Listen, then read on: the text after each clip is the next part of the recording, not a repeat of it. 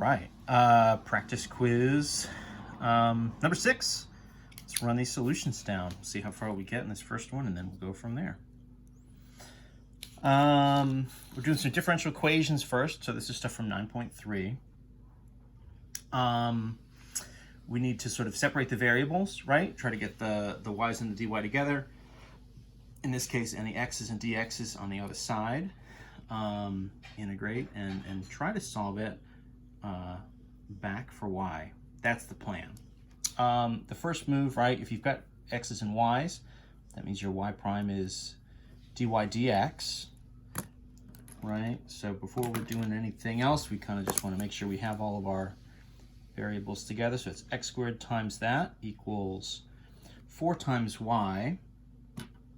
And then I'm just going to do 3 things kind of all in one, I guess. Dy is going to be over here. Dx is going to come over here, right? That means I want x squared over on this side, and I want the y over on the left-hand side. Maybe that looks kind of like garbage right now, but what we should end up with when everything is shifted around is like a 1 over y dy, and then this is essentially a 1 over x squared dx. So you get 2 kind of rational chunks, right? 2 things. We'll have to rewrite these, of course, with some negative powers. That's okay. But the big thing here is, right, the y's and the dy's on the left, the x's and the dx's on the right. So rewritten with integrals, so 1 over y dy. I can kind of leave that as 1 over y, right? That'll become a natural log. I don't really need to write it with the power. I am going to rewrite, however, 1 over x squared is x to the minus 2. That way when I integrate, so this will be natural log of y equals, and I remember I only really need the plus c on the right-hand side. So my antiderivative here, right, x to the minus 2, so plus 1. So that would be x to the minus 1 over minus 1. And I'll do plus big C over there on the right. So this is natural log of y equals, right, kind of a negative x to the negative 1 plus kind of c1. I'll do a couple things here, right? This would be kind of like negative 1 over x plus c1 if I was going to rewrite it. Maybe kind of clean that up a little bit. And then the move here, just messed up my writing just a little bit, is I have the natural log of y is equal to that. That's kind of, I mean, that's an equation, but I'd like to have, right, a sort of y equals style equation. So to get from natural log of y to just like a single y, what I'm going to do is raise everything as an exponent on e. So this becomes, right, e to the natural log of y, which the whole idea there, right, is e to the natural log. The e and the natural log canceling each other out is going to equal, so e to the negative 1 over x plus this c1. And then this is where we get into, right, that's kind of e to the negative 1 over x times e to the c1, right? The whole idea there with that kind of an exponent, right, is you can kind of pull that chunk out, right? E to the c1 really is going to be kind of our overall, like, big C. It's just trying to simplify a little bit if we went further with this and we had an initial, like, value, and we sort of solve for a specific solution and solve for the C, you would look for something kind of in the form here, right? So y equals just like a big C times e to the negative 1 over x. So we get this kind of exponential version, right? Nothing necessarily super fancy here. You know, negative 1 over x, right, versus, I forget specifically what some of the other ones were, but, you know, we saw versions there where it was just like a single x or like an x squared or something. So lots of different options there on the right. The big thing here on the left, if we get that 1 over y, it kind of forces the rest of the steps to sort of go in this particular way, right? You're going to sort of get this natural log as your antiderivative, and then your sort of final solution is going to be in terms of, you know, e to the whatever. 1b So in this case, y prime is e to the 2x minus y. This one's pretty interesting, actually. This is one that it's kind of pulled from the homework. I didn't do one like this in our lecture videos, so I wanted to do one here. The move, of course, it's x's and y's, so that means my y prime is dy dx. And the move here, right, is to kind of say this is e to the 2x minus y. The move here is to sort of rewrite this as e to the 2x, right? If you have subtraction up here in the exponent, that would be kind of e to the 2x divided by e to the y, right? If you're subtracting in the same way that up here, we had this like plus c1, like plus this constant, you know, that really means, right, that you're kind of multiplying e to that power. So a minus, in this case, would end up looking like a division. This is sort of just some of our old regular kind of exponent rules. What happens if I make that change, that's kind of nice, right, is I can actually do essentially just like a straightforward cross multiplication here. So I'm just going to cross multiply. Because now my kind of e to the y is on the bottom, and it'll cross multiply across and end up with the dy, and then the dx will cross multiply over to the other side, and we'll get this e to the 2x dx, right? So everything ends up pretty good. Then I'll just throw my integrals on here. So e to the y dy, e to the integral of e to the 2x dx.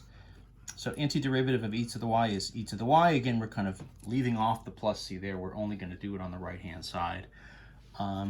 You know, e to the 2x, the antiderivative there would, of course, be e to the 2x, but then it would be divided by 2. So that would be sort of a 1/2 in front.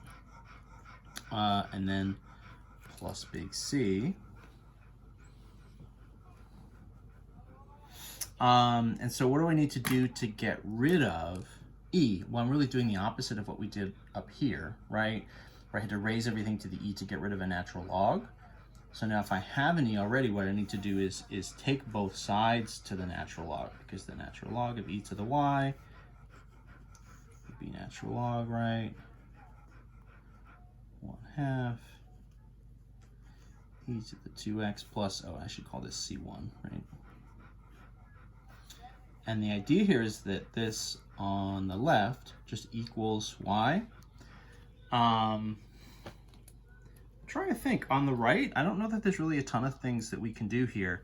You know, if we didn't have the plus c1, we could look into trying to sort of separate, right, this sort of multiplication of the logs. We could break apart into the natural log of 1/2 sort of plus the natural log of e to the 2x. I mean, there's some versions there, but because we have addition in that power, that's not really going to clean up any better. That kind of, I think, we'll just maybe leave this how it is. So 1/2 e to the 2x, and then I guess just plus c, right? That's just going to be our c. I think just having that as our final answer is perfectly fine. So that's where we'll leave it. Let's try to squeeze one more solution out of here, right? We might as well be greedy. And let's look at question 2, which is another differential equation, but it's got an initial value. So this is 4y y prime equals 9t squared, where y at 1 equals 1, right? So that is when the t value is 1, our y equation is going to give us a 1. So let's do a quick rewrite, as always, right? So 4y is 4y. Y and t, right? So this is going to be dy dt equals 9t squared. A quick cross multiply, so that's going to be 4y dy, and then 9t squared. The dt comes over, right? That's all I'm doing here. So then we'll throw some integrals on here.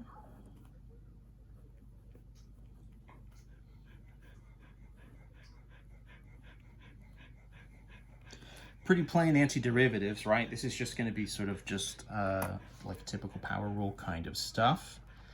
So this would be kind of 4y squared over 2. So we'll call that 2y squared. I'm kind of simplifying these a bit. As we go, this would be 9t cubed over 3, 3t cubed, and then plus a constant.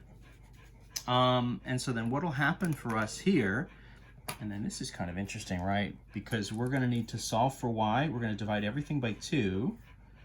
So that means kind of y squared, right?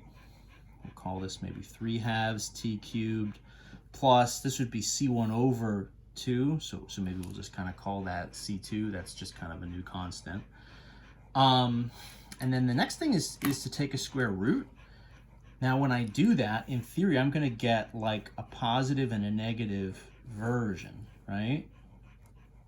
3/2 t squared, and then I guess that makes this our plus c.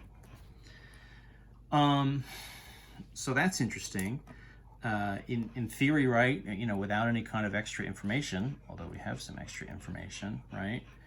So when t equals 1, this y value should be 1.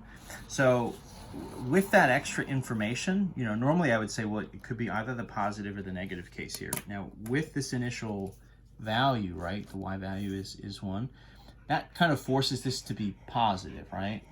So y would be, in this case, positive 3/2 t squared plus this constant. And so we'll sub in, right? So when the t value is 1, the y value should be 1. So positive root 3/2 1 squared plus c. So what are we trying to shoot for here? I guess I want just the root of positive 1. So this would be 1 equals 3/2 plus c. The only answer really there that makes sense to have this be a positive 1 would be if c is negative 1/2, right? I need 3/2 plus c to be 1. So the c is negative 1/2. So my solution here, my specific solution, right, based on this initial value is positive, right, 3/2 t squared minus 1/2. And that'll be, right, my particular solution. So I've got kind of my general solution, which would be here.